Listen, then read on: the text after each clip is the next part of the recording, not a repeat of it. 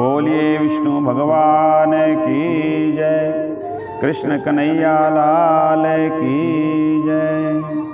गुरु ब्रह्मा गुरु विष्णु गुरु देव महेश्वर, गुरुर साक्षात् परब्रह्म तस्मै श्री गुरवे नमः।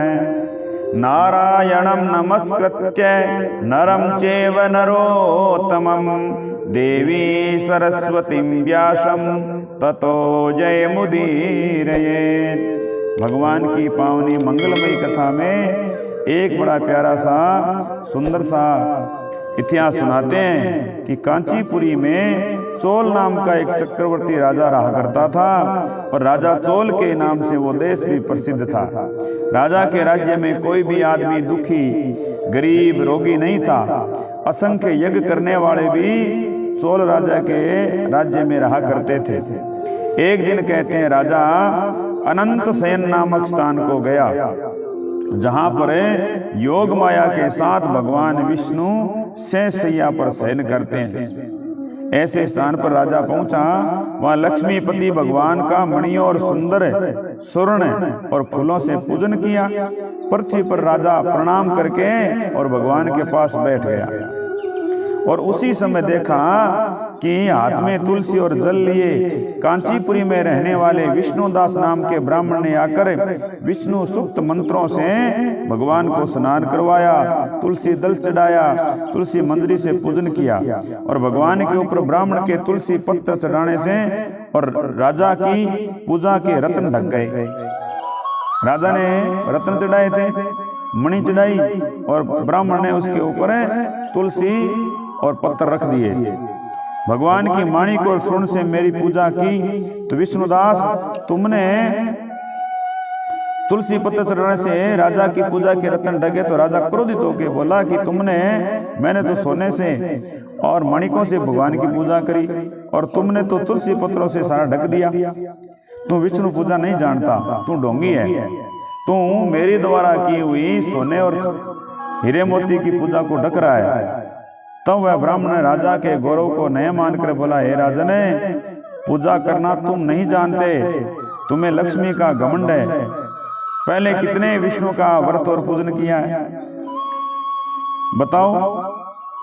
तो विष्णुदास की बात सुनकर के राजा हंस करके गर्वयुक्त वचन कहने लगा, अरे ब्राह्मण, तू भक्ति का गर्व करता है, बता मुझे दरिद्री की भक्ति कितनी है। विष्णु को प्रश्न करने वाले यज्ञ दान आदि तूने नहीं किए, पहले तेने कोई मंदिर भी नहीं बनवाया है और तब भी तुझे भक्ति का घमंड है। अब सभी ब्राह्मण मेरे वचनों को सुनो और सब देखते ही रहे कि भगवान विष्णु मुझे साक्षात दर्शन दे।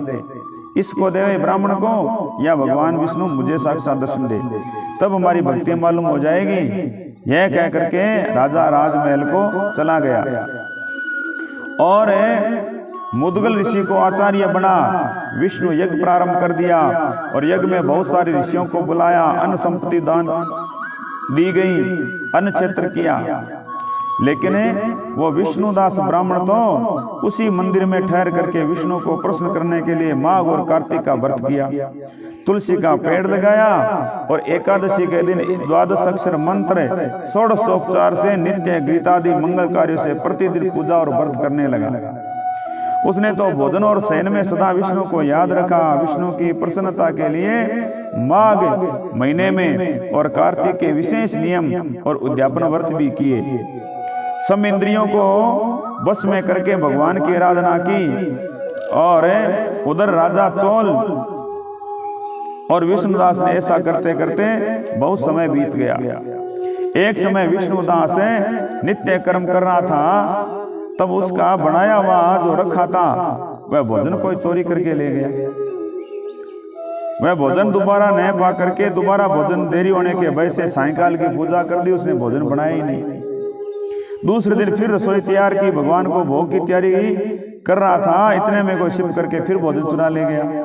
तो 7 दिन तक बराबर उसका भोजन विष्णुदास का कोई ले जाता रहा। विष्णुदास मन में विचार करने लगा कि यह सन्यासी का स्थान है, कभी इसको त्याग नहीं करूंगा और जो फिर रसोई बनाऊंगा तो सायंकाल को पूजा कैसे हो। और बिना पाक बना कर बिना भगवान को भोग लगाए भोजन करना बोले उचित नहीं है। 7 दिन से उपवास यानी व्रत होता गया और सोचने लगा आज मैं अपने भोजन की रक्षा करूंगा, तो भोजन बना करके रसोई में जाकर के छिप गया। इतने में उसने देखा कि भोजन चोरी करने वाला एक चंडाल आया है जो भूख के कारण थका हुआ है। शरीर पर ना चर्म अवशेष नहीं है, केवल हड्डियां दिखाई दे रही है। उसको देखकर ब्राह्मण बड़ा दुखी हुआ और अन्न को ले जाने वाले को देखकर ब्राह्मण कहने ठहर जा भाई, सूखा भोजन मत खाओ, ये घी ले जाओ और चुप करके खाना। ऐसा कहते उसके पीछे पीछे दौड़ने लगा और मूर्छित होकर गिरा। वह ब्राह्मण चंडाल को मूर्छित देख करके अपने वस्त्र से हवा करने लगा, क्योंकि चोरी करके वो आगे भाग रहा था। ब्राह्मण तो पीछे भाग रहा था कि भाई घी लगा लो, वो सोचता है कि रोटी मेरे से छीन लेगा। तो चंडाल आगे भागने लगा और भागते भागते मूर्छित होकर गिर पड़ा। तो ब्राह्मण ने अपने वस्त्र से हवा करने लगा। तब वह चंडाल उठ करके खड़ा हुआ। तब विष्णुदास ने देखा कि वहां शंख चक्र गदा पद्मधारी भगवान विष्णु स्वयं खड़े हैं। बोलिए विष्णु भगवान की जय।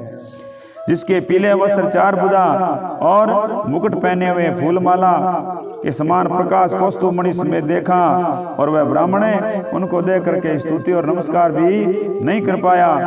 और अनेकों देवी देवता वहां आ गए, नृत्य करने लगे। चारों ओर देवता ऋषिगण से भर गया, गाने बजाने होने लगे।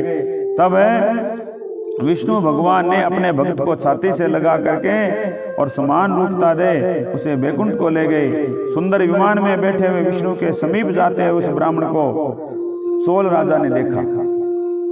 भगवान जब उसको ले जाने लगे तो चोल राजा जहाँ यज्ञ करा था वहां से ले जाने लगे।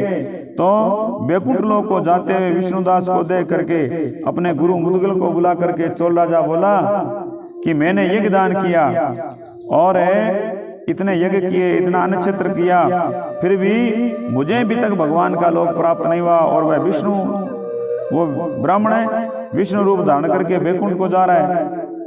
दीक्षा लेकर जो मैंने इस वैष्णव क्षेत्र में यज्ञ किया, ब्राह्मणों की कामना पूरी की, परंतु मुझसे भगवान प्रसन्न क्यों नहीं हुए? तो ब्राह्मण की भक्ति से प्रसन्न होकर के उसे दर्शन दे दिया। तो मालूम होता है कि दान और यज्ञ से भगवान प्रसन्न नहीं होते, भक्ति ही भगवान को प्रसन्न करती है। तब राजा ने अपना